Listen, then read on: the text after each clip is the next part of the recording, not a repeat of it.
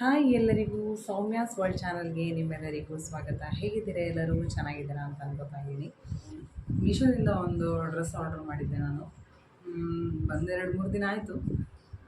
So video ಮಾಡೋಕ್ಕಾಗಿರಲಿಲ್ಲ. ಇವತ್ತು ನಿಮ್ಮ ಜೊತೆ ಶೇರ್ ಮಾಡ್ಕೊಳ್ಳೋಣ ಅಂತ. ನನಗಂತೂ ಚೆನ್ನಾಗಿ ಅನ್ನಿಸ್ತು.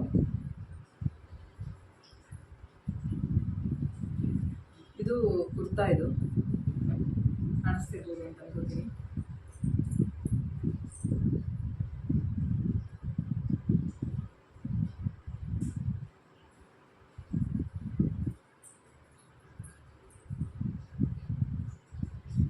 ಇಲ್ಲಿ ಈ ಥರ ಡಿಸೈನ್ ಕೊಟ್ಟಿದ್ದಾರೆ. ಹಾಗೆ ಇಲ್ಲಿ ಸ್ಲೀವ್ಸಿಗೆ ಕೂಡ ಇಲ್ಲಿ ಮಿಷನ್ ಎಂಬ್ರಾಯ್ಡ್ರಿ ಮಾಡಿದ್ದಾರೆ.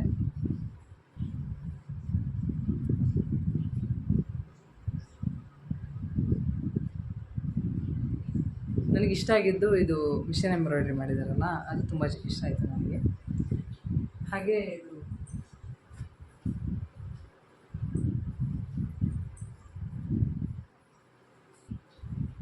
ಇದು ಶರಾರ ಕಾಣಿಸ್ತಾ ಇರ್ತದೆ.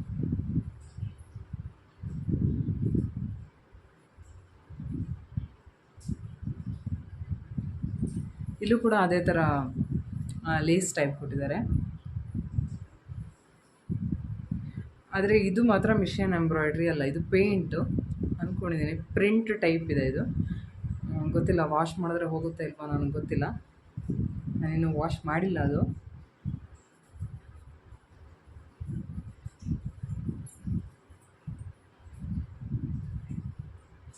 ನನಗೆ ತುಂಬ ಇಷ್ಟ ಆಯಿತು ಓವರಾಲ್ ಇದು ಶರಾರ ಮತ್ತು ಕುರ್ತಿ.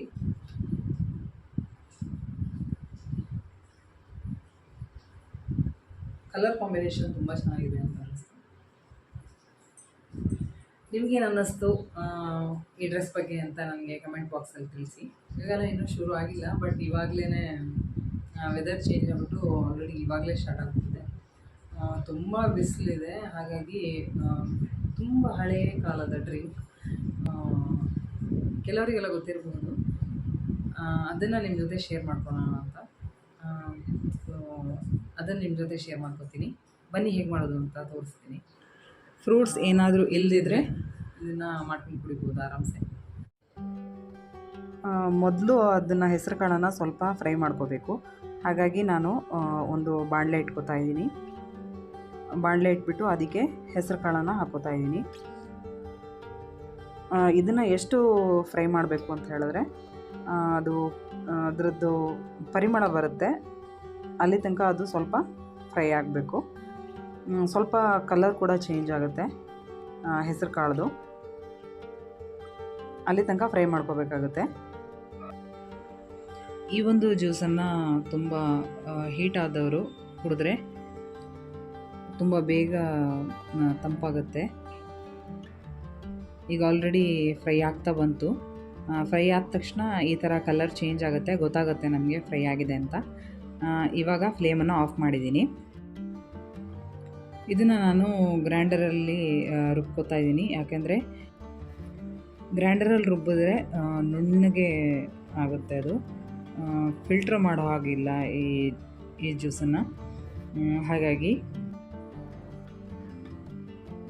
ಹೆಸರುಕಾಳನ್ನ ಫ್ರೈ ಮಾಡಿ ಆದಮೇಲೆ ಅದು ತಣ್ಣಗಾದಮೇಲೆ ನಾನು ಅದನ್ನು ವಾಶ್ ಮಾಡಿಕೊಂಡು ಇವಾಗ ರುಬ್ಬೋದಕ್ಕೆ ಹಾಕೋತಾ ಇದ್ದೀನಿ.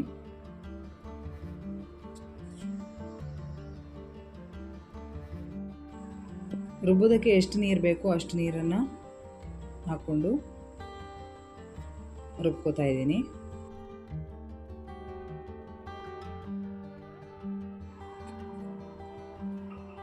ಇವಾಗ ಇದು ನುಣ್ಣಗೆ ರುಬ್ಬಿ ಆಯಿತು. ಇದಕ್ಕೆ ರುಚಿಗೆ ಅಂತ ಬೆಲ್ಲವನ್ನು ಹಾಕ್ಕೋತಾ ಇದ್ದೀನಿ. ಇದು ಹಳೆ ಸ್ಟೈಲ್ ಜ್ಯೂಸ್ ಆಗಿರೋದ್ರಿಂದ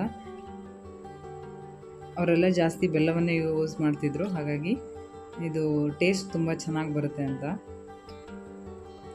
ಸಕ್ಕರೆ ಅಷ್ಟೊಂದು ಹೆಲ್ತಿಗೇನು ಅಷ್ಟೇನು ಒಳ್ಳೆಯದಲ್ಲ ಅಂತ ಹೇಳ್ತಾರಲ್ವ, ಹಾಗಾಗಿ ಬೆಲ್ಲವನ್ನು ಯೂಸ್ ಮಾಡ್ತಾ ಇದ್ದೀನಿ. ಇವಾಗ ಇದನ್ನು ಜ್ಯೂಸನ್ನು ನಾನು ತೆಗಿತಾ ಇದ್ದೀನಿ. ನಿಮಗೆ ಎಷ್ಟು ನೀರು ಬೇಕೋ ಅಷ್ಟು ನೀರನ್ನು ಯೂಸ್ ಮಾಡಿಕೊಂಡು ಜ್ಯೂಸನ್ನು ತೆಳ್ಳಗೆ ಅಥವಾ ದಪ್ಪವಾಗಿ ಕೂಡ ಮಾಡ್ಕೋಬೋದು.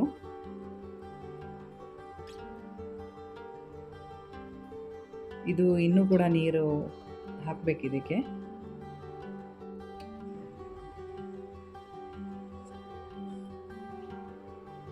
ನೀರು ಬೇಕು ಅನಿಸಿದ್ರೆ ನೀರನ್ನ ಹಾಕ್ಕೋಬೋದು ಅಥವಾ ದಪ್ಪವಾಗಿ ಕೂಡ ಮಾಡ್ಕೋಬೋದು.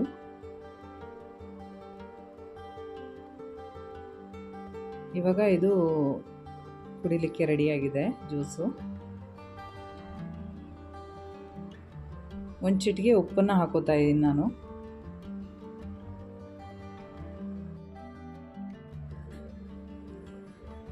ಈ ಜ್ಯೂಸು ತುಂಬ ಟೇಸ್ಟಾಗಿರುತ್ತೆ ಕುಡಿಯೋಕ್ಕೆ, ಹೆಲ್ದಿ ಕೂಡ ತುಂಬ ಒಳ್ಳೆಯದು.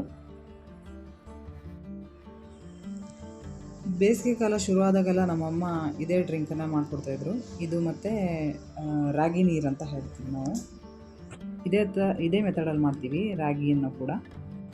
ಇದನ್ನು ಫಿಲ್ಟ್ರ್ ಮಾಡಲ್ಲ, ಆದರೆ ರಾಗಿಯನ್ನು ಫಿಲ್ಟ್ರ್ ಮಾಡಬೇಕಾಗುತ್ತೆ. ಮಧ್ಯಾಹ್ನ ಊಟಕ್ಕೆ ನಾನು ಬಟಾಣಿ ಕಾಳು ಹಾಗೆ ಆಲೂಗಡ್ಡೆ ಸಾಂಬಾರನ್ನು ಮಾಡಿದ್ದೆ, ಕುರ್ಮಾ ಟೈಪು.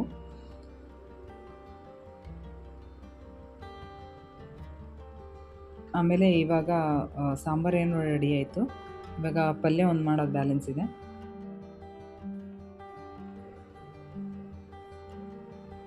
ಇಲ್ಲಿ ನಾನು ಆಲೂಗಡ್ಡೆ ಪಲ್ಯವನ್ನು ಮಾಡೋಣ ಅಂತ ಬಾಣಲೆ ಇಟ್ಕೊಂಡಿದ್ದೀನಿ.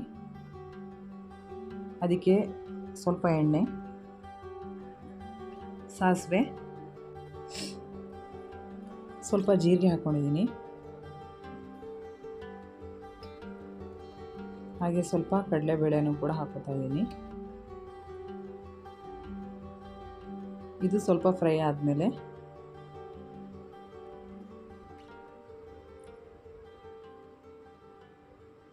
ಹೆಚ್ಚಿರುವ ಈರುಳ್ಳಿ ಮತ್ತು ಹಸಿಮೆಣಸನ್ನು ಹಾಕೋತಾ ಇದ್ದೀನಿ. ಇದು ಸ್ವಲ್ಪ ಫ್ರೈ ಆಗಬೇಕು ಈರುಳ್ಳಿ.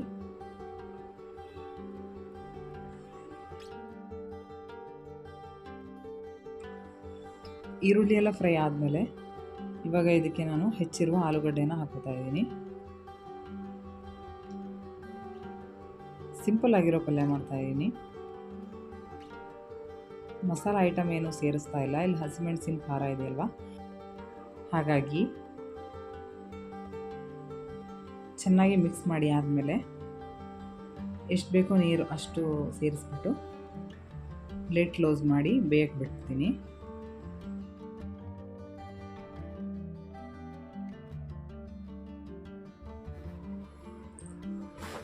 ಇದು ಆಲೂಗಡ್ಡೆ ಬೆಂದಿದೆ. ಇವಾಗ ಇದಕ್ಕೆ ರುಚಿಗೆ ತಕ್ಕಷ್ಟು ಉಪ್ಪು ಹಾಗೆ ಸ್ವಲ್ಪ ಕಾಯಿ ತುರಿನ ಹಾಕೋತಾ ಇದ್ದೀನಿ.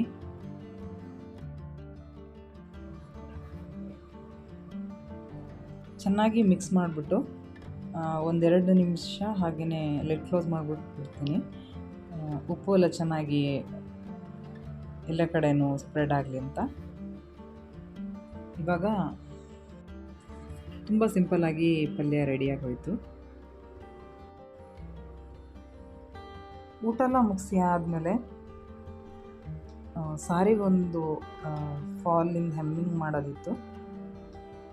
ಅದಕ್ಕೋಸ್ಕರ ಮಿಷನೆಲ್ಲ ಒರೆಸ್ಕೋತಾ ಇದ್ದೀನಿ, ತುಂಬ ಧೂಳಾಗಿತ್ತು ಅಂತ. ಆಲ್ರೆಡಿ ನಾನು ಫಾಲನ್ನು ಮಿಷನ್ ಸ್ಟಿಚ್ ಮಾಡಿದ್ದೆ ಸಾರಿಗೆ. ಇವಾಗ ಹೆಮ್ಮಿಂಗ್ ಮಾಡೋದಿತ್ತು ಮೇಲ್ಗಡೆ, ಅದಕ್ಕೋಸ್ಕರ ರೆಡಿ ಮಾಡ್ಕೋತಾ ಇದ್ದೀನಿ. ಇದನ್ನು ನಾನು ಯಾಕೆ ಕವರ್ ಮಾಡ್ಕೋತಾ ಇದ್ದೀನಿ ಅಂದರೆ ಮಿಷನ್ಗೆ ಆಯಿಲ್ ಹಾಕಿದ್ದೆ, ಹಾಗಾಗಿ ಆಯಿಲು ಸಾರಿಗೆಲ್ಲ ತಾಗಬಾರ್ದು ಅಂತ ಕವರ್ ಮಾಡ್ಕೋತಾ ಇದ್ದೀನಿ.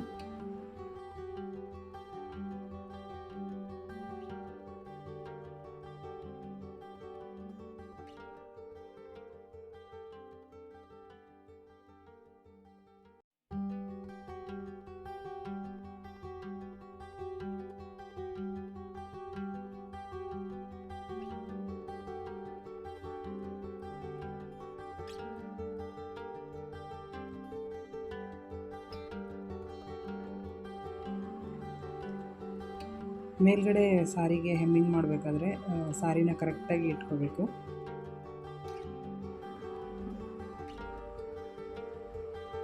ನಾವು ಹೆಣ್ಮಕ್ಳು ಬರೀ ಮನೆ ಕೆಲಸ ಒಂದೇ ಅಲ್ಲ, ಬೇರೆ ಬೇರೆ ಎಲ್ಲ ಕೆಲಸನೂ ಕೂಡ ಮಾಡ್ತಾಯಿರ್ತೀವಿ. ಅದರಲ್ಲಿ ನಮ್ಗೆ ಖುಷಿ ಸಿಗುತ್ತೆ ಅಂತ ನಾನು ಅನ್ಕೋತೀನಿ.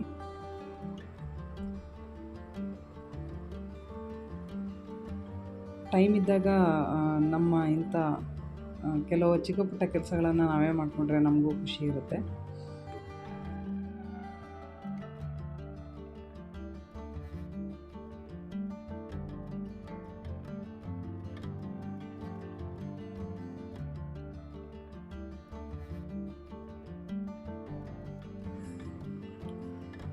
ಸಾರಿಗೆ ಫಾಲ್ ಹಾಕೋದು ಮುಗಿತಾ ಬಂತು.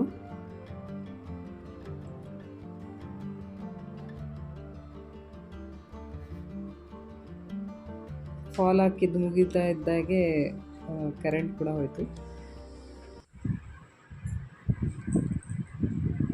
ಈ ವಿಡಿಯೋವನ್ನು ನಾನು ಇಲ್ಲಿಗೆ ಎಂಡ್ ಮಾಡ್ತಾ ಇದ್ದೀನಿ. ನನ್ನ ವಿಡಿಯೋ ನಿಮಗೆ ಇಷ್ಟ ಆಗಿದ್ದರೆ ಲೈಕ್ ಮಾಡಿ, ಶೇರ್ ಮಾಡಿ, ಸಬ್ಸ್ಕ್ರೈಬ್ ಮಾಡ್ಕೊಳ್ಳಿ. ಸಬ್ಸ್ಕ್ರೈಬ್ ಮಾಡೋದನ್ನು ಮರಿಬೇಡಿ. ಸಿಗ್ತೀನಿ ಇನ್ನೊಂದು ವಿಡಿಯೋದಲ್ಲಿ. ಅಲ್ಲಿವರೆಗೂ ಬಾಯ್.